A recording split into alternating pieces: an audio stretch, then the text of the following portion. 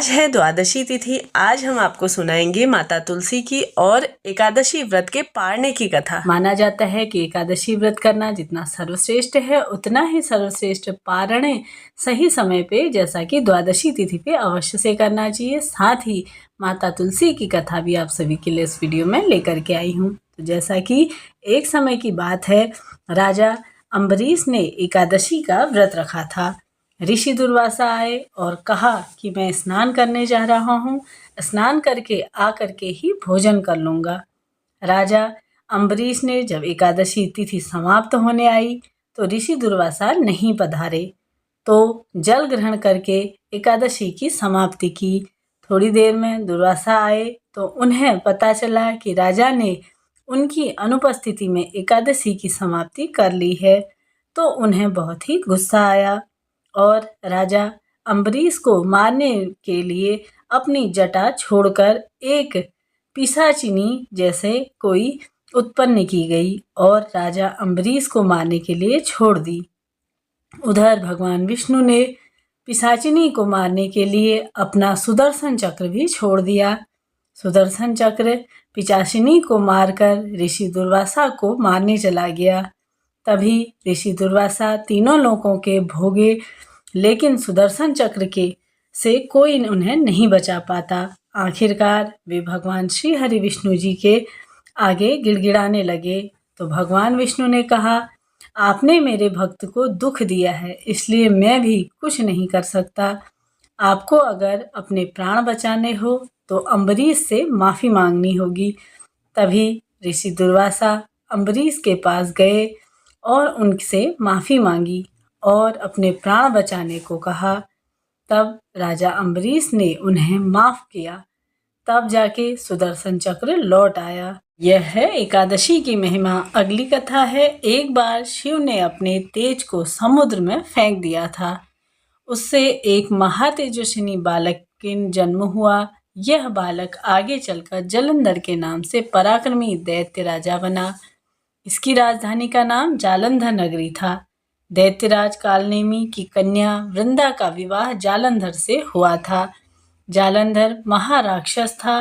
अपनी सत्ता के मत में चूर होकर उसने माता लक्ष्मी को पाने की कामना में युद्ध किया, परंतु समुद्र से ही उत्पन्न होने के कारण माता लक्ष्मी ने उसे अपने भाई के रूप में स्वीकार किया।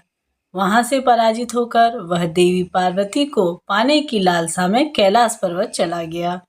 भगवान देवादिदेव शिव का ही रूप धर कर माता पार्वती के समीप गया, परंतु माँ ने अपने योग बल से उसे तुरंत ही पहचान लिया तथा वहां से अंतर्ध्यान हो गई। देवी पार्वती ने क्रूर होकर सारा वृतांत भगवान विष्णु को सुनाया।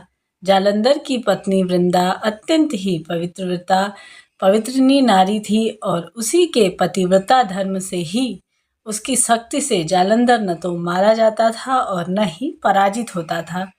इसलिए जालंधर का नाश करने के लिए वृंदा के पतिव्रता भंग करना जरूरी हो गया था। इसी कारण भगवान विष्णु ऋषि का वेश धारण कर वन में जा पहुँचे, जहाँ वृंदा अकेली भ्रमण कर रही थी।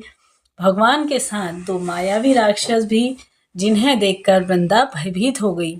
ऋषि ने वृंदा के सामने पल में ही दोनों को भस्म कर दिया। उनकी शक्ति देखकर वृंदा ने कैलाश पर्वत पर महादेव के साथ युद्ध कर रहे अपने पति जालंधर के बारे में पूछा। ऋषि ने बताया कि उसे माया के जाल में दो वानर प्रकट कर दिए। एक वानर के हाथ में जालंधर का सिर था तो दूसरे के हाथ में धर। अपने पति की यह दशा देखकर वृंदा मूर्छित हो गई और होश में आने पर उन्होंने ऋषि रूपी भगवान से विनती की कि वह उनके पति को जीवित करे। भगवान ने अपनी माया से पुनः जालंधर को सिर धड़ से जोड़ दिया, परंतु स्वयं भी वह उसी शरीर में प्रवेश कर गए। वृंदा को इस छल का तनिक भी आभास नहीं हुआ। जालंधर बने भगवान के साथ वृंदा पतिव्रता का व्यवहार करने लगी। इससे उसका सतीत्व भंग हो गया। ऐसा होते ही वृंदा का पति जालंधर युद्ध में हार गया। इस सारी लीला का जब वृंदा को पता चला तो उसने क्रुद्ध होकर भगवान विष्णु को हृदयहीन शिला होने का श्राप दे दिया। अपने भक्त के श्राप को भगवान विष्णु ने स्वीकार किया और शालिग्राम पत्थर बन गए। सृष्टि के पालनहार पत्थर बन जाने से ब्रह्मांड में असंतुलन की स्थिति फैल गई।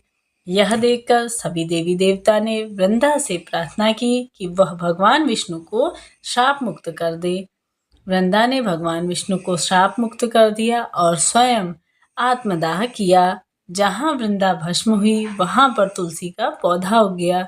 भगवान विष्णु ने वृंदा से कहा कि हे वृंदा, तुम अपने सतुत्व के कारण मुझे लक्ष्मी से भी अधिक प्रिय हो गई। जो भी भक्तजन मेरी द्वादशी तिथि के दिन माता तुलसी का मेरे साथ पूजन करेगा तो उसके घर में मैं सुख समृद्धि और धन धान्य से उसका घर भर दूंगा। और साथ ही साथ कथा यहाँ पर पूर्ण होती है। मिलते हैं नेक्स्ट वीडियो में, तब तक के लिए जय माता रानी, हर हर महादेव।